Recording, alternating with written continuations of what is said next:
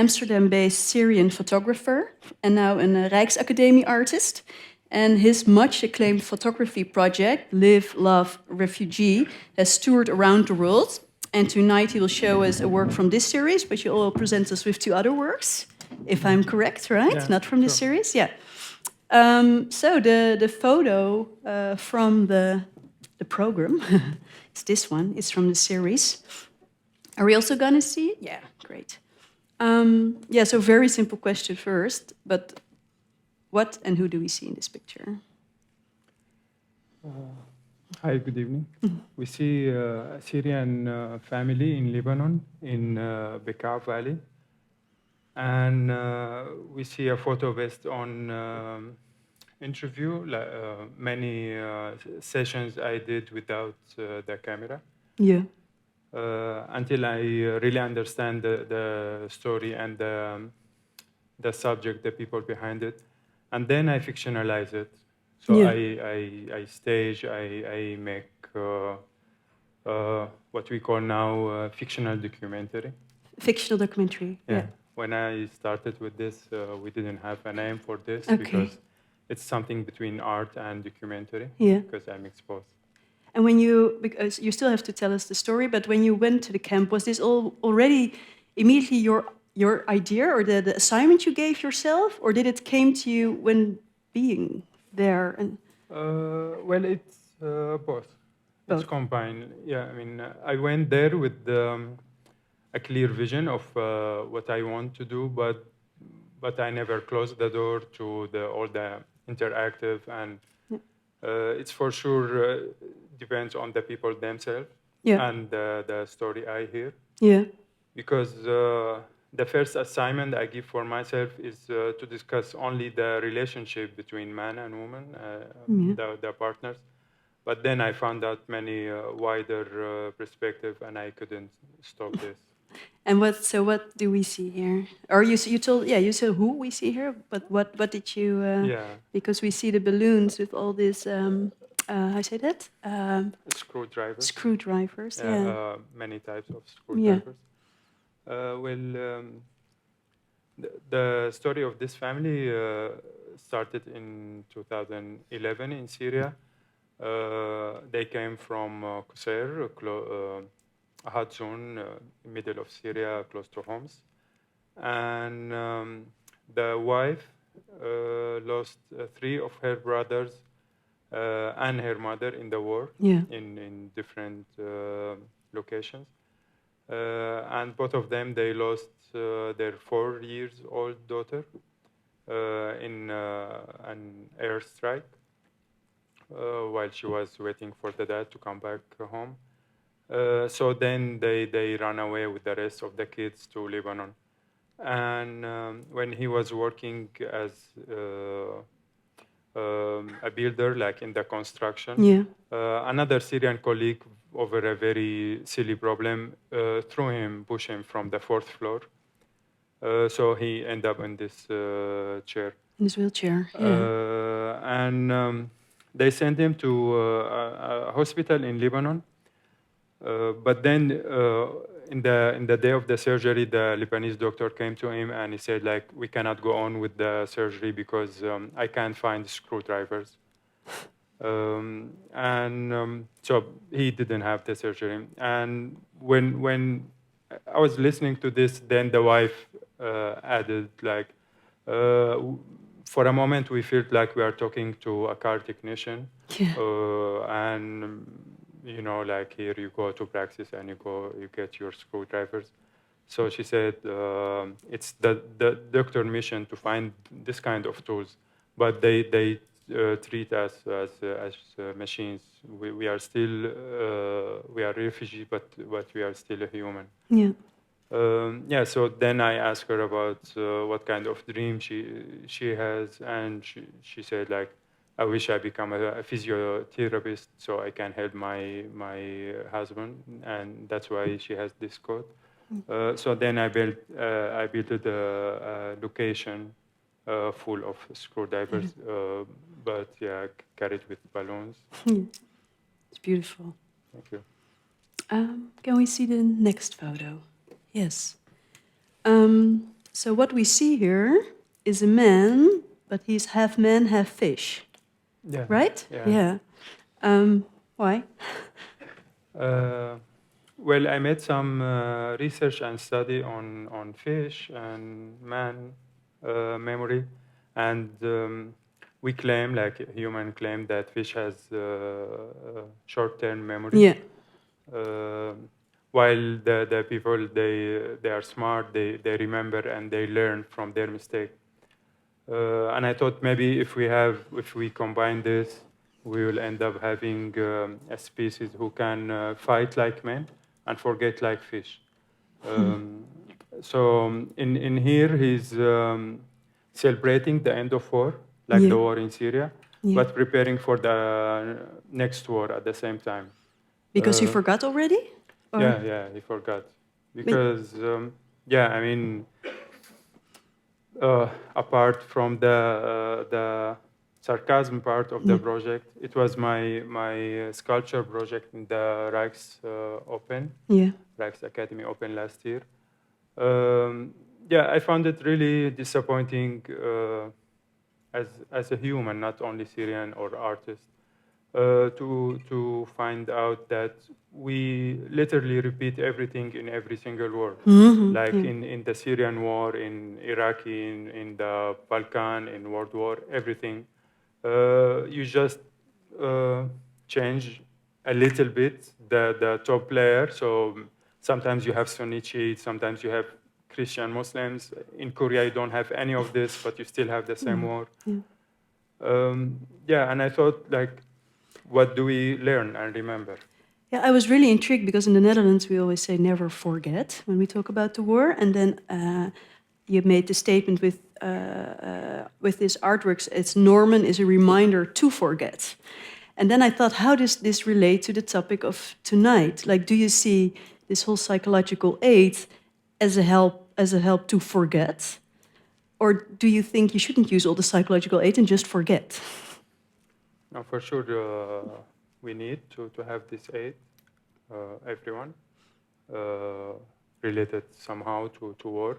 Even if you are Syrian and you never visit Syria in the last 20 years, you suffer from depression somehow. Well, in this, I've seen two layers, outsider and insider. For me, if you are not Syrian, you really need to remember, not to forget, in order to avoid the next war. If you are Syrian, maybe you'd better to forget, because now with I've seen myself and with all the interviews I made with people from all over Syria, I really think if we don't have a space to forget, we cannot go on. Sure. Do you think forgetting is underestimated? Like, should we? I don't know. No, because I think I was really surprised because often forgetting is seen like not dealing with it. But you don't mean that? No. I mean, like to forget your very own trauma. Yeah. Like, in one of my interviews, in one of my photos, I met a man who lives now in the Netherlands, and he was tortured by electric shock in some part of his body. And then he asked me this kind of justice question that I don't have answer to. And I thought maybe if he... What was the question, you know? If he should forgive and forget. Yeah. Yeah, because the concept was like when he met in prison, the man who used to electric shock him. So the picture was about the revenge.